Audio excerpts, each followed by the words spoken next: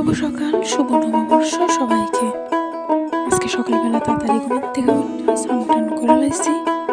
আজকের দিনটা তো আমরা কাছে বিশেষ একটা দিন। তো সবার প্রথমে ঠাকুর ঘরে গেছি, ঠাকুর নমস্কার করলাম। তারপরে আমার বাবারে নমস্কার করলাম। ঠাকুর দয়াল দয়াল দয়াল ঠাকুর দয়াল। তারপরে নমস্কার করছি মারে। নমস্কার কইরা এবার প্রসাদ খাইলাম। তারপরে প্রসাদ লইছি, প্রসাদ লইয়া ঠাকুর প্রসাদ লইয়া যাইতাছি। এই যে আমি আর আমার বাবু বাইরে যাইতাছি ঠাকুর লিগা প্রসাদ দিতে। ঠাকুরে নমস্কার করতে। বাবু ভাবছে বাবু ফটো তুলতেছি, এদিকে বাবু সামনে দাঁড়ায় গেছে। প্রসাদ লইয়া হাঁটতে হাঁটতে ঠাকুর গেছে। প্রত্যেক বছরই এই বিশেষ দিনটাতে চেষ্টা করি নমস্কার করার। ঠাকুর বিদাইছি, ঠাকুরে নমস্কার করলাম।